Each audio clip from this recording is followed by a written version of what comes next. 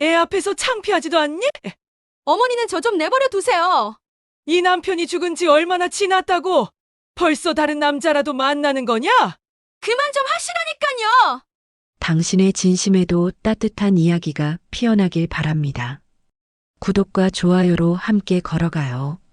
서울 변두리의 오래된 단독주택, 대문을 열면 작은 마당에 화분 몇 개가 놓여 있었습니다.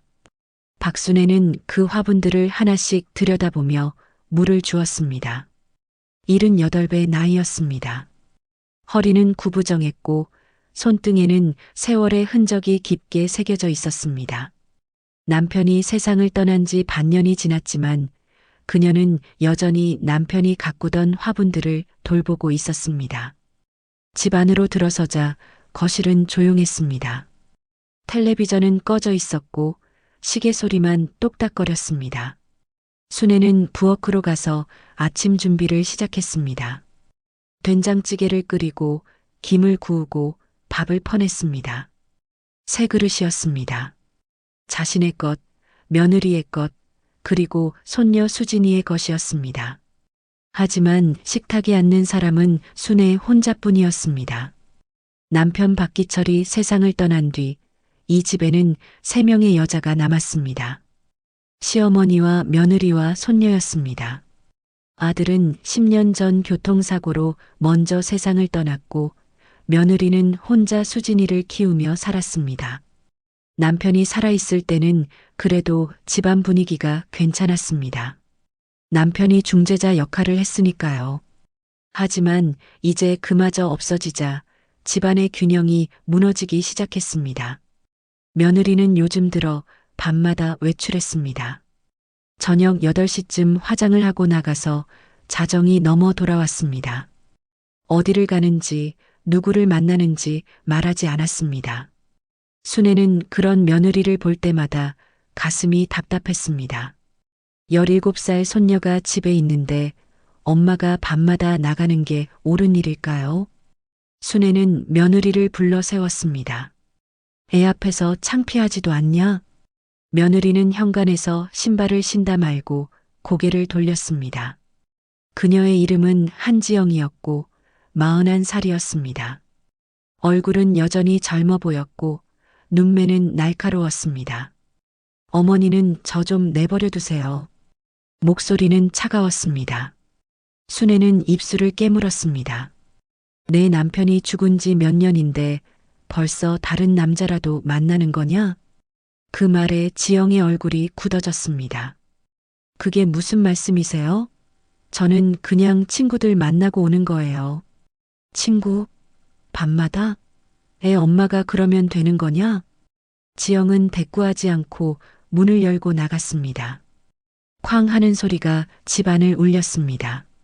순애는 그 소리에 주먹을 꽉 쥐었습니다. 2층에서 발소리가 들렸습니다. 손녀 수진이가 계단을 내려오고 있었습니다. 할머니, 또 싸웠어요? 수진이는 교복을 입고 있었습니다. 얼굴은 아버지를 닮아 단정했고 눈은 엄마를 닮아 또렷했습니다. 하지만 표정은 차가웠습니다.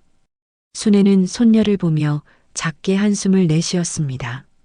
수진아, 내 엄마가 밤마다 나가는 거 괜찮다고 생각하니? 수진이는 대답하지 않았습니다. 그저 할머니를 잠깐 쳐다보다가 가방을 들고 현관으로 향했습니다. 학교 다녀오겠습니다. 그 말만 남기고 문을 닫았습니다. 순애는 텅 빈 집에 혼자 남았습니다. 식탁 위에는 식은 밥과 찌개가 놓여 있었습니다. 그녀는 천천히 자리에 앉아 혼자 밥을 먹기 시작했습니다. 김치를 씹는 소리만 조용히 울렸습니다. 순애는 며느리를 이해하지 못했습니다. 남편을 잃은 슬픔은 알고 있었습니다. 자신도 반년 전에 그 슬픔을 겪었으니까요. 하지만 슬픔이 이유가 되어 집을 버리고 아이를 내팽개치는 것은 용서할 수 없었습니다. 며느리는 아직 젊었습니다. 다시 시작할 수 있는 나이였습니다. 하지만 그 시작이 수진이를 떠나서는 안 된다고 순애는 생각했습니다. 사실 순애와 며느리의 갈등은 어제 오늘 일이 아니었습니다. 아들이 살아있을 때부터 둘 사이는 삐걱거렸습니다. 며느리는 자유로운 성격이었고 순애는 전통적인 사람이었습니다. 며느리는 회사를 다니며 늦게 들어왔고 순애는 집안일을 소홀히 한다고 잔소리했습니다. 아들은 그 사이에서 중재했지만 아들이 세상을 떠난 뒤에는 누구도 그 역할을 하지 못했습니다. 그리고 남편마저 세상을 떠나자 며느리는 더 이상 참지 못하는 것처럼 보였습니다. 순애는 설거지를 하며 창밖을 내다보았습니다. 봄이었지만 날씨는 쌀쌀했습니다. 마당의 화분들이 바람에 흔들렸습니다.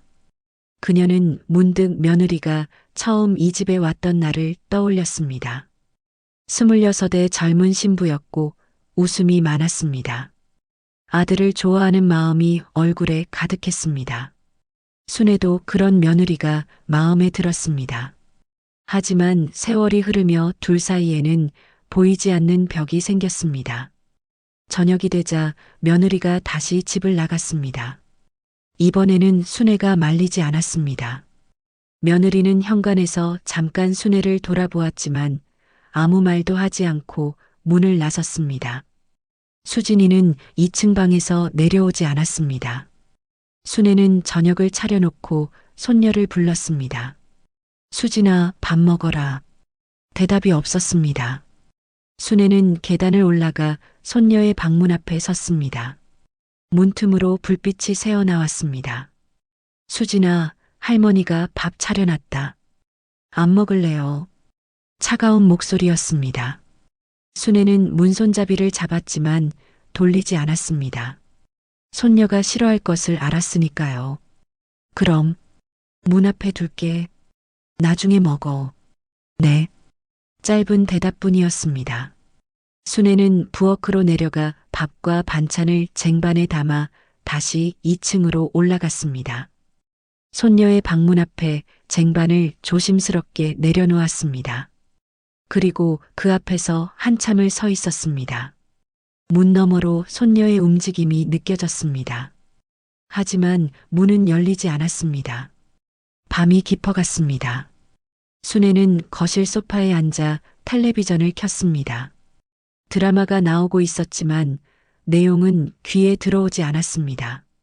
그녀는 자꾸만 시계를 보았습니다. 며느리가 언제 들어올까? 손녀는 밥을 먹었을까? 그런 생각들이 머릿속을 맴돌았습니다. 자정이 넘어서야 현관문이 열리는 소리가 들렸습니다. 며느리가 돌아온 것이었습니다. 순애는 소파에서 일어나지 않았습니다. 며느리도 거실로 들어오지 않고 바로 2층으로 올라갔습니다. 발소리만 계단을 타고 올라갔다가 방문 닫히는 소리가 들렸습니다. 순애는 텔레비전을 끄고 자리에서 일어났습니다. 그리고 2층으로 올라갔습니다.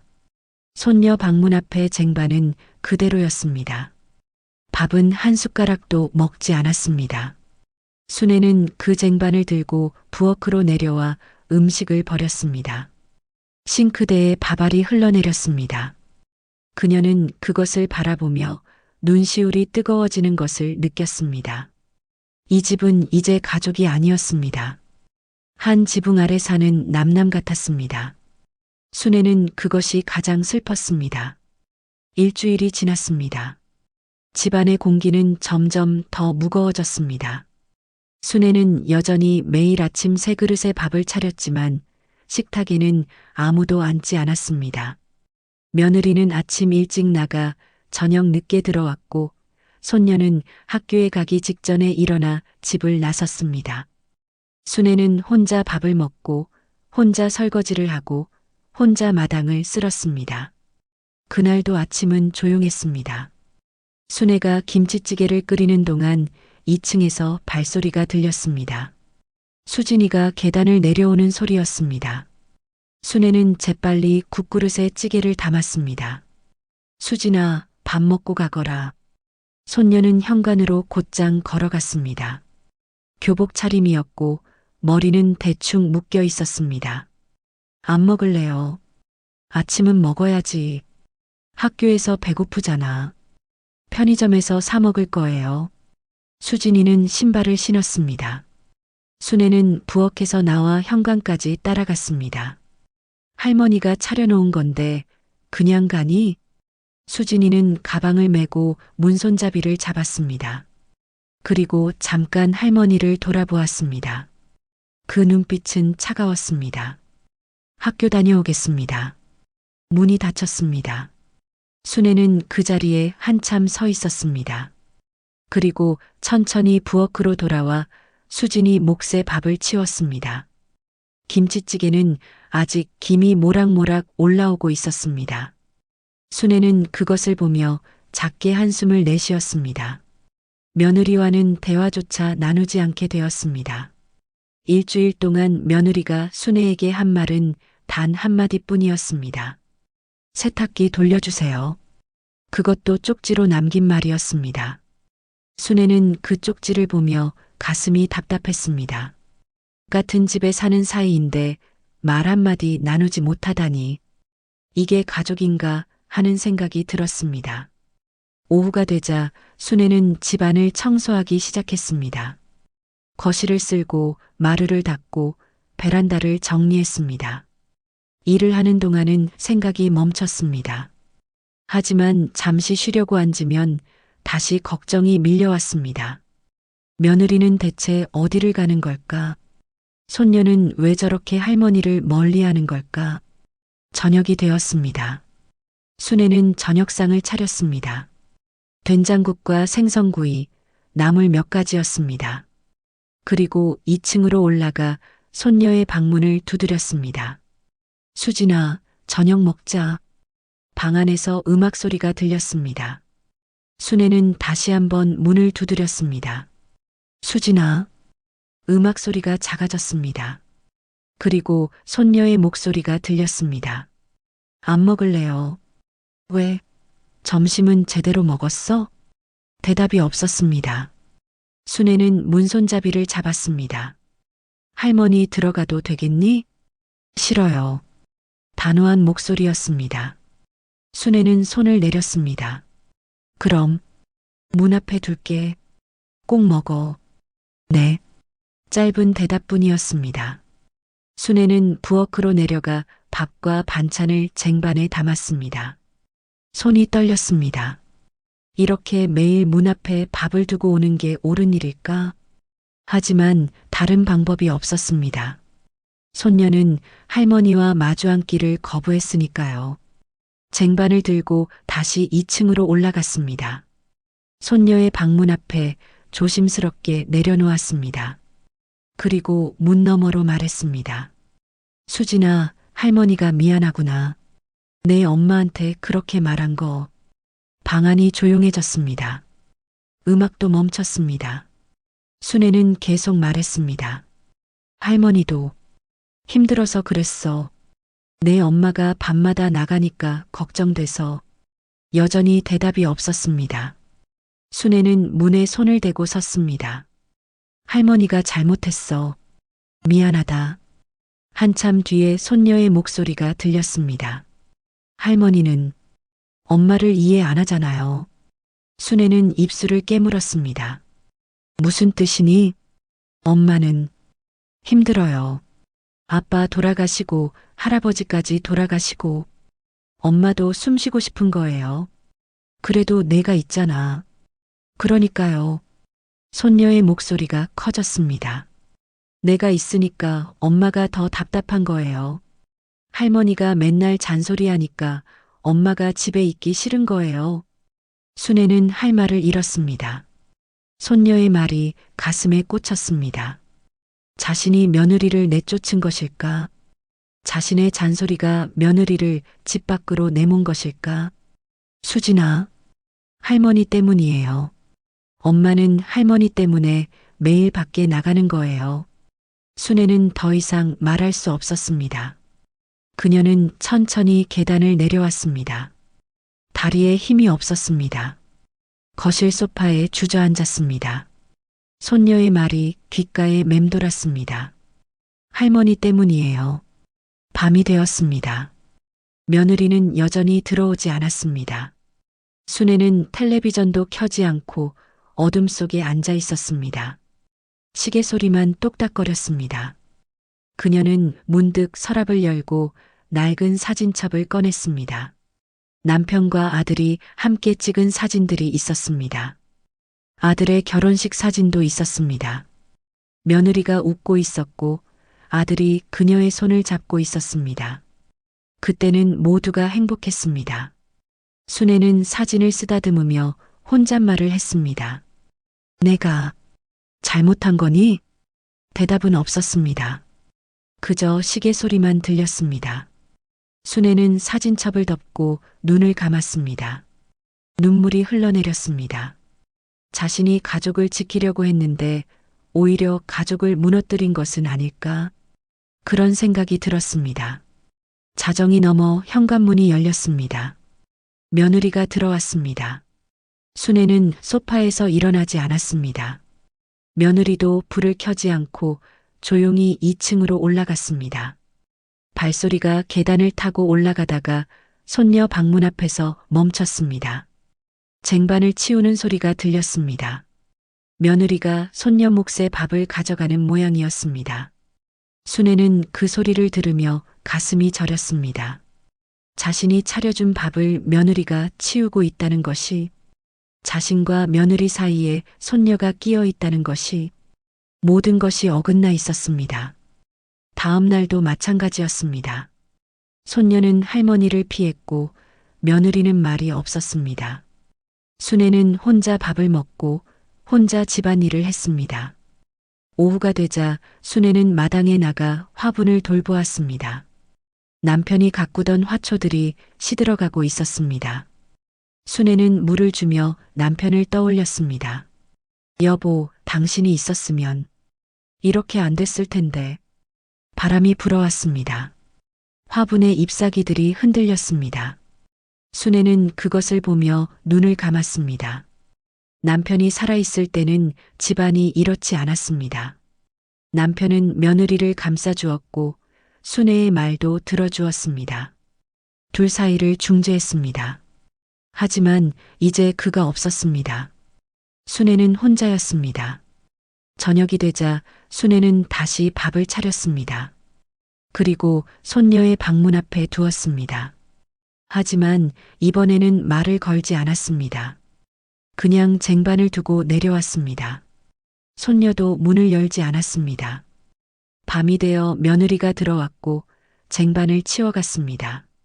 매일 같은 일이 반복되었습니다. 일주일이 더 지났습니다. 순애는 점점 지쳐갔습니다.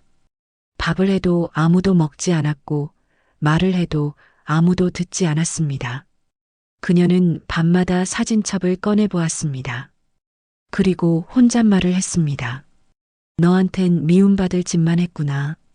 사진 속의 며느리는 웃고 있었습니다. 아들도 웃고 있었습니다. 하지만 지금은 아무도 웃지 않았습니다. 순애는 사진을 덮고 한숨을 내쉬었습니다. 하지만 널 지키려고 그랬단다. 그 말은 며느리가 아니라 손녀에게 하는 말이었습니다. 순애는 손녀를 지키고 싶었습니다. 엄마가 밤마다 나가는 것을 막고 싶었습니다. 하지만 그 방법이 잘못되었던 것일까요? 순애는 알 수 없었습니다. 밤은 깊어갔고 집은 여전히 조용했습니다. 3명의 여자가 한 집에 살았지만 누구도 서로에게 말을 걸지 않았습니다. 침묵만이 집안을 가득 채웠습니다. 한 달이 지났습니다. 집안의 침묵은 이제 일상이 되었습니다. 순애는 더 이상 손녀에게 말을 거는 것도 포기했습니다. 그저 매일 밥을 차려 문 앞에 두고 빈 쟁반을 치우는 것이 전부였습니다. 며느리와는 얼굴조차 마주치지 않게 되었습니다. 며느리는 순애가 잠든 뒤에 들어오고 순애가 일어나기 전에 나갔습니다. 그날 아침도 순애는 혼자 밥을 먹었습니다. 김치찌개 한 그릇과 밥 한 공기였습니다. 식탁은 텅 비어 있었고 창밖으로 봄볕이 들어왔습니다. 하지만 집안은 여전히 어두웠습니다. 순애는 설거지를 하다가 문득 2층이 궁금해졌습니다. 손녀의 방이 어떤 상태일까? 빨래는 제대로 하고 있을까? 순애는 계단을 올라갔습니다. 손녀의 방문 앞에 서서 잠시 망설였습니다. 들어가도 될까? 손녀는 분명 싫어할 것입니다. 하지만 청소라도 해주고 싶었습니다. 순애는 조심스럽게 문을 열었습니다. 방 안은 어질러져 있었습니다. 옷가지들이 바닥에 널려 있었고 책상 위에는 교과서와 노트가 쌓여 있었습니다. 침대 시트는 구겨져 있었고 창문은 닫혀 있었습니다. 순애는 작게 한숨을 내쉬며 방 안으로 들어갔습니다. 먼저 창문을 열어 환기를 시키고 바닥에 널린 옷가지들을 주웠습니다. 책상을 정리하다가 서랍이 조금 열려 있는 것을 발견했습니다. 순애는 서랍을 닫으려다가 안에 있는 종이 한 장을 보았습니다. 편지였습니다. 낡은 편지지에 손글씨가 적혀 있었습니다. 순애는 무심코 그것을 꺼내 들었습니다. 며느리의 글씨였습니다. 수진아, 엄마가 떠나서 미안해. 순애의 손이 멈췄습니다. 그녀는 편지를 펼쳐 천천히 읽기 시작했습니다. 사실 할머니는 나를 내쫓은 게 아니야. 엄마가 잘못했어. 할머니 덕분에 우리가 살았던 거야. 엄마는 너무 힘들어서 도망치고 싶었어. 할머니가 맞는 말을 해도 엄마는 듣기 싫었어. 내 아빠를 잃고 할아버지를 잃고 엄마는 이 집에 있는 게 너무 힘들었단다. 하지만 그게 내 잘못은 아니야. 할머니 잘못도 아니야. 다 엄마 잘못이야. 미안해, 수진아. 엄마가 조금만 더 강했으면 좋았을 텐데. 순애의 손이 떨렸습니다. 편지는 거기서 끝이었습니다. 날짜는 적혀 있지 않았지만 종이가 누렇게 바랜 것을 보니 꽤 오래된 것 같았습니다. 순애는 편지를 꽉 쥐었습니다. 가슴이 답답했습니다.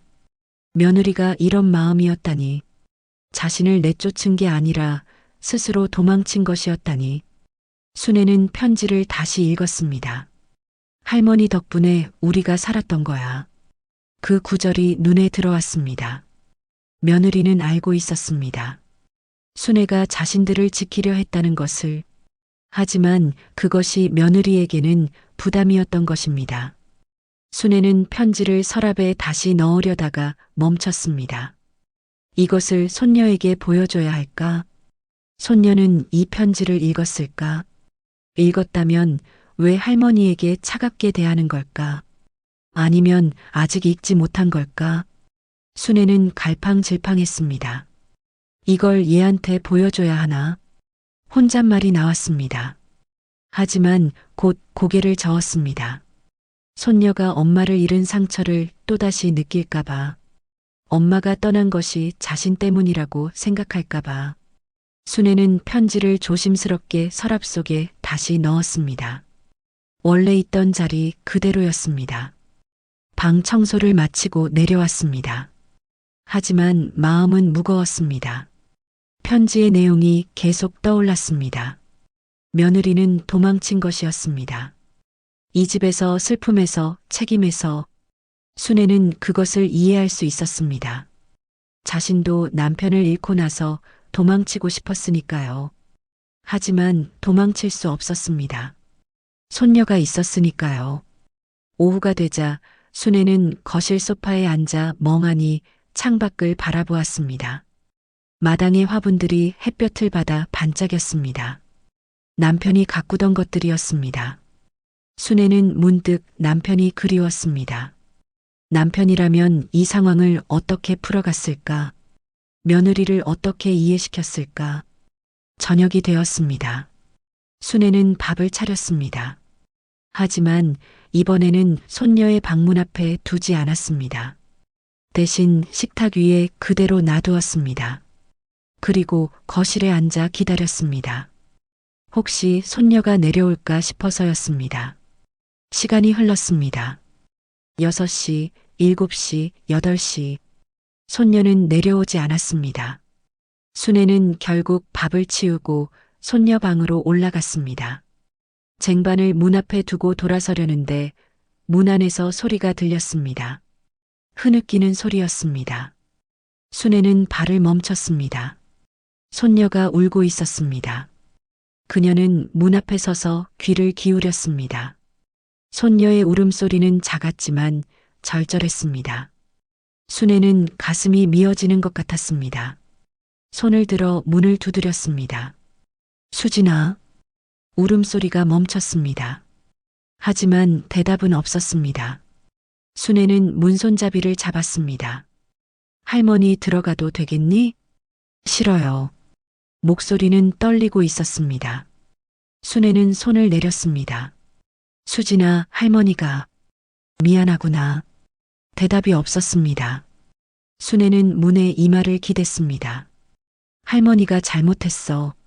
내 엄마한테 너무 심하게 했어. 여전히 침묵이었습니다. 순애는 눈을 감았습니다. 하지만 할머니도 내가 걱정돼서 그랬단다.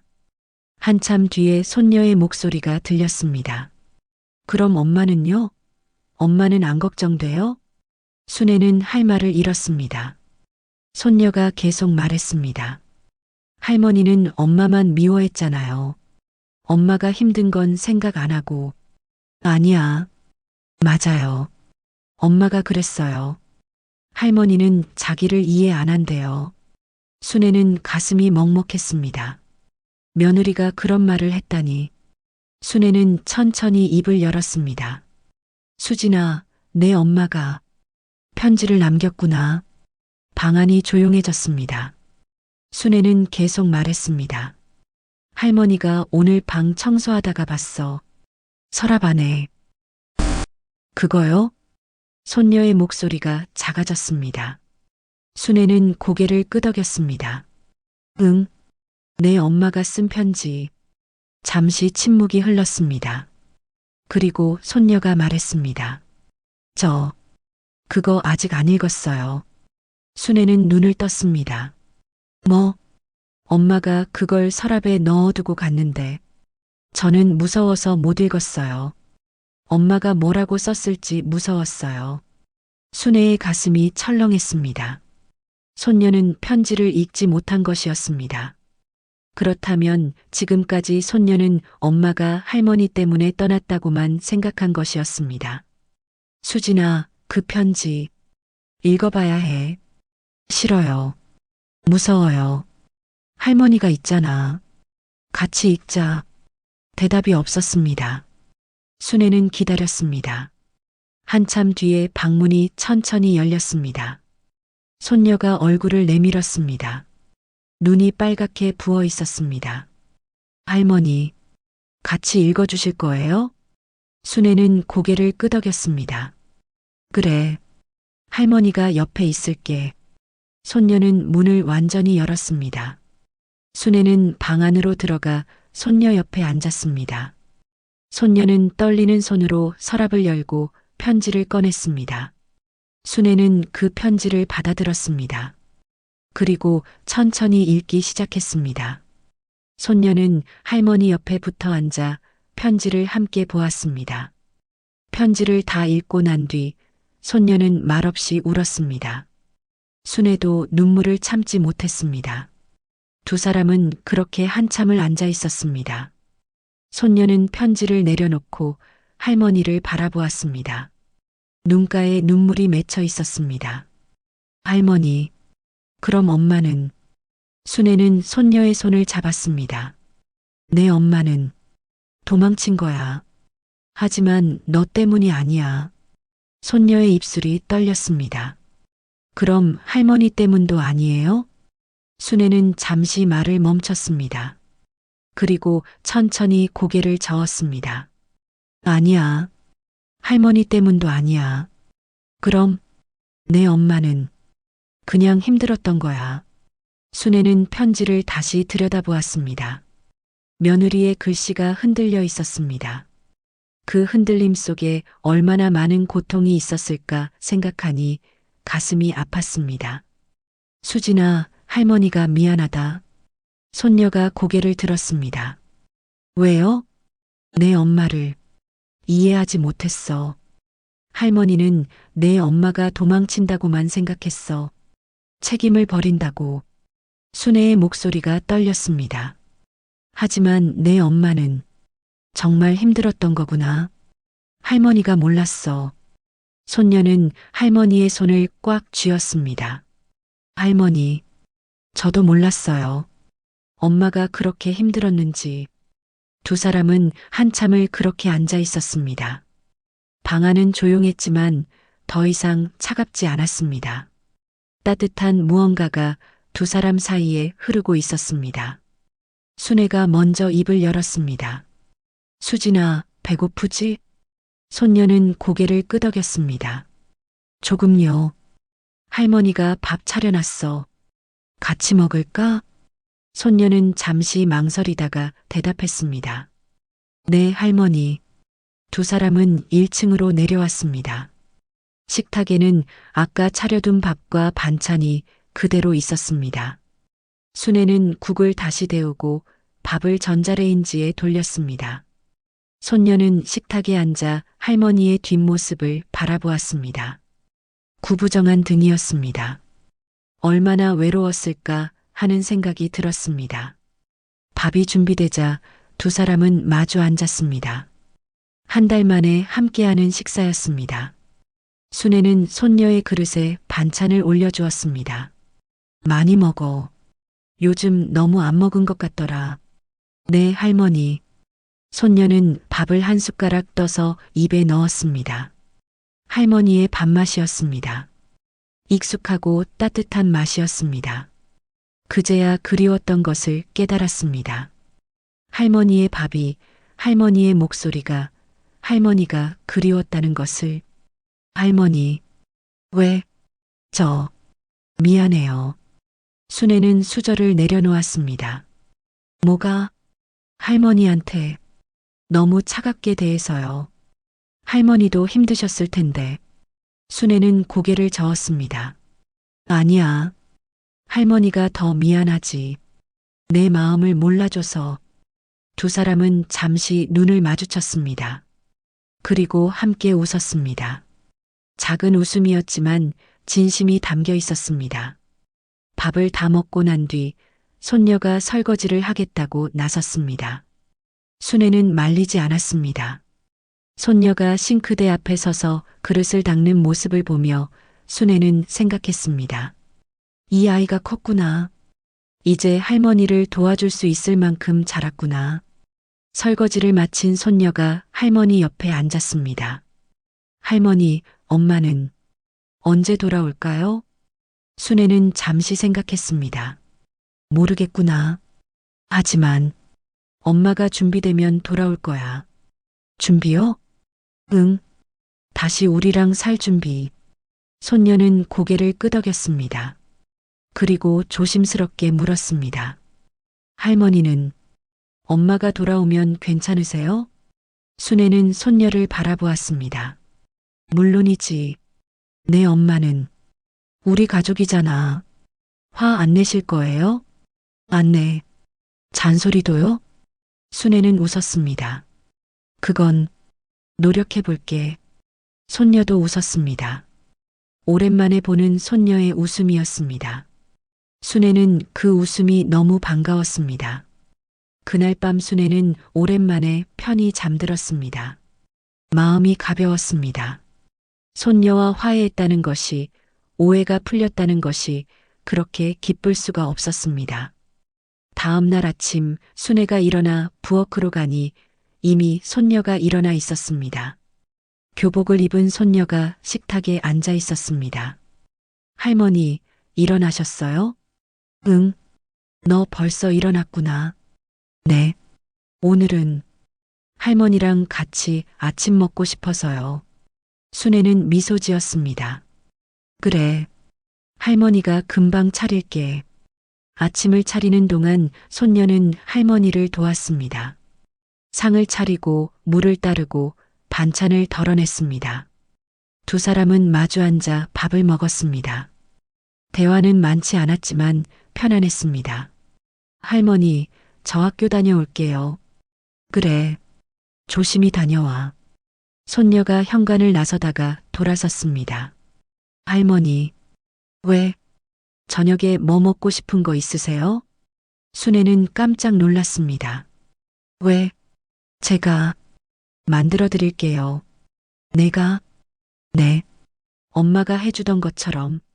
순애는 가슴이 뭉클했습니다. 그럼 김치찌개 어떨까? 손녀는 웃으며 고개를 끄덕였습니다. 알았어요. 저녁에 만들어 드릴게요. 현관문이 닫혔습니다. 순애는 혼자 남은 집에서 웃었습니다. 손녀가 저녁을 만들어 준다니 처음 있는 일이었습니다. 저녁이 되자 손녀는 약속대로 김치찌개를 끓였습니다. 서툰 솜씨였지만 정성이 담겨 있었습니다. 순애는 그 맛을 보며 눈물이 날 뻔했습니다. 어때요, 할머니? 맛있다. 내 엄마 생각나는구나. 손녀도 웃었습니다. 다음엔 더 잘 만들게요. 아니야. 충분히 맛있어. 두 사람은 함께 밥을 먹었습니다. 창밖으로 봄비가 내리기 시작했습니다. 부드럽고 따뜻한 빗소리였습니다. 순애는 손녀를 보며 생각했습니다. 이제 시작이구나. 다시 가족이 되어가는 시작이구나. 며느리는 아직 돌아오지 않았지만 언젠가는 돌아올 것입니다. 그때는 더 이상 오해하지 않을 것입니다. 서로를 이해하려 노력할 것입니다.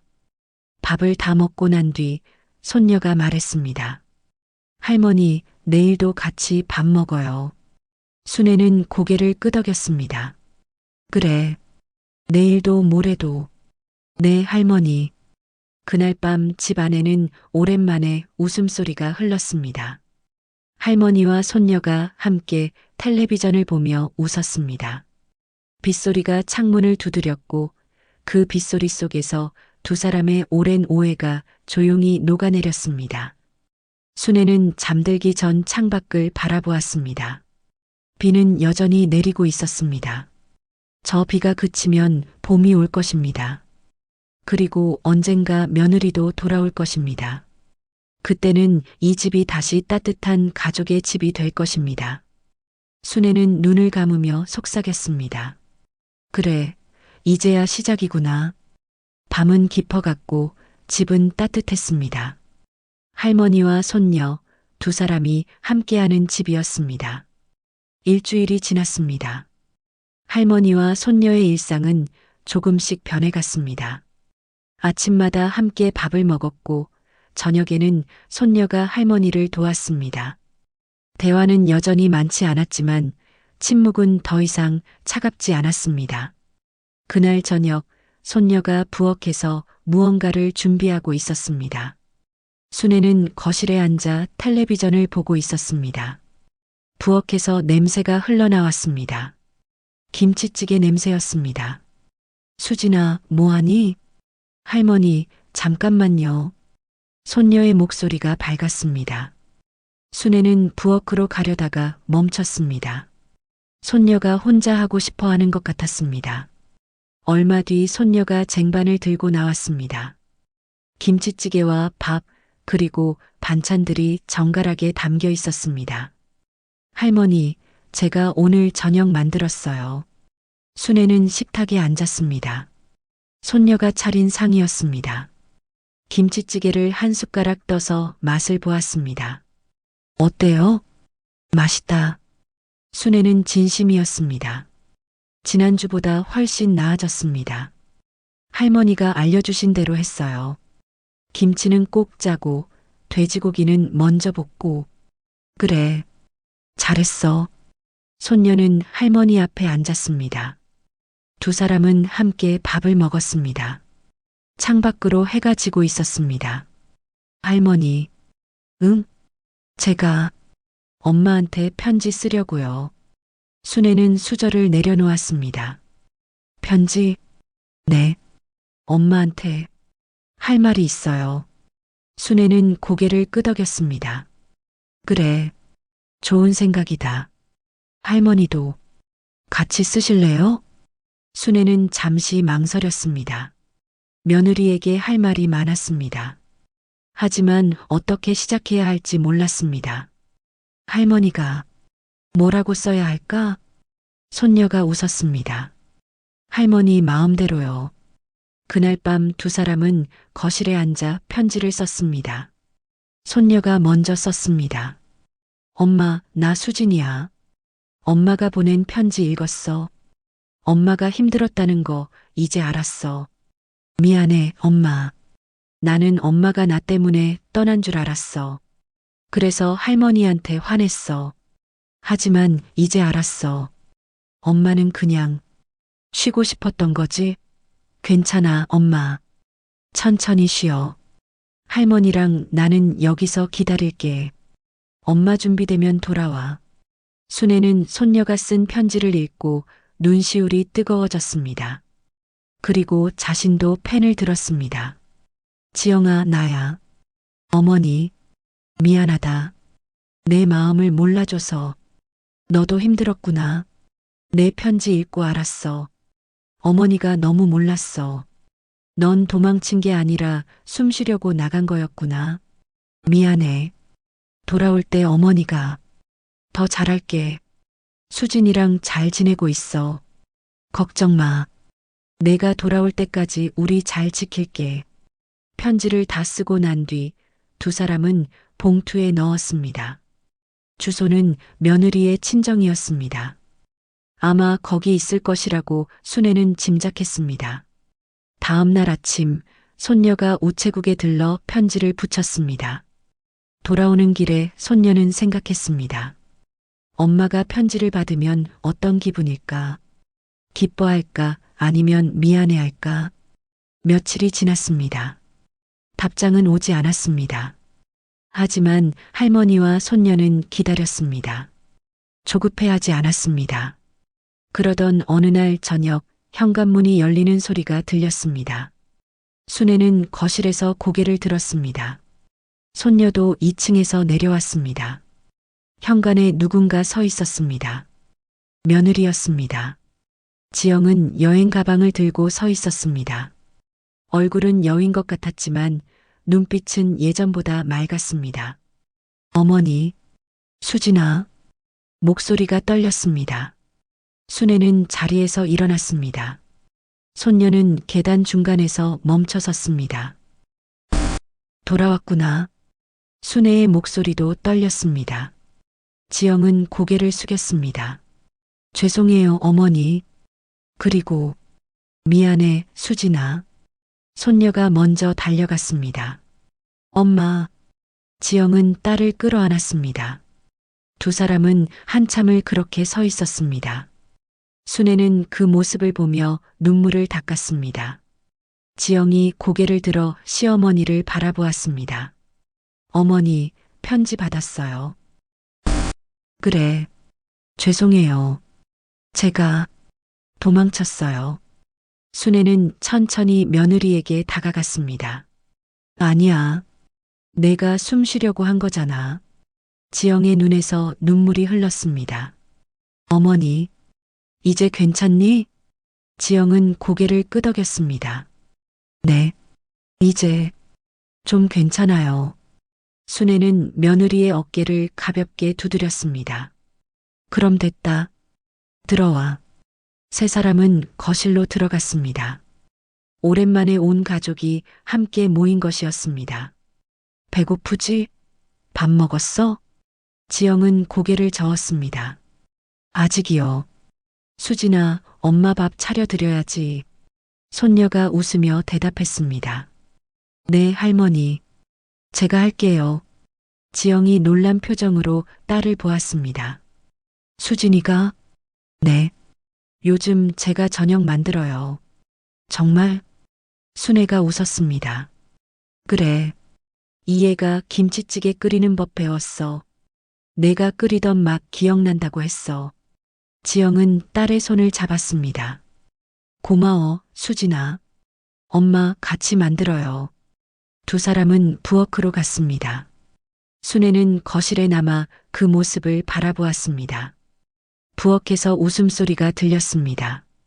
오랜만에 듣는 며느리의 웃음이었습니다. 저녁상이 차려졌습니다. 세 사람은 식탁에 둘러앉았습니다. 김치찌개가 김이 모락모락 올라왔습니다. 잘 먹겠습니다. 세 사람이 함께 말했습니다. 그리고 밥을 먹기 시작했습니다. 어머니, 맛있어요. 지영이 말했습니다. 수진이가 만든 거야. 우와, 정말 맛있어. 수진아, 언제 이렇게 요리를 배웠어? 할머니가 알려주셨어요. 지영은 시어머니를 보았습니다. 감사합니다, 어머니. 순애는 고개를 저었습니다. 아니야. 할머니로서 당연한 거지. 식사가 끝나고 설거지를 할 때 지영이 순애에게 말했습니다. 어머니, 제가 다시 잘할게요. 너 혼자 잘하려고 하지 마. 우리 같이 하자. 네, 어머니. 그리고 힘들면 말해. 혼자 참지 말고. 지영은 눈시울이 붉어졌습니다. 네. 이제는 말씀드릴게요. 그날 밤 집은 오랜만에 따뜻했습니다. 세 사람은 거실에 앉아 이야기를 나눴습니다. 지영은 지난 한 달 동안 있었던 일을 조심스럽게 말했습니다. 친정에 가서 쉬었다는 것, 상담을 받았다는 것, 이제 다시 시작할 준비가 되었다는 것. 순애는 고개를 끄덕이며 들었습니다. 손녀는 엄마의 손을 꽉 잡고 있었습니다. 엄마, 이제 안 나갈 거지?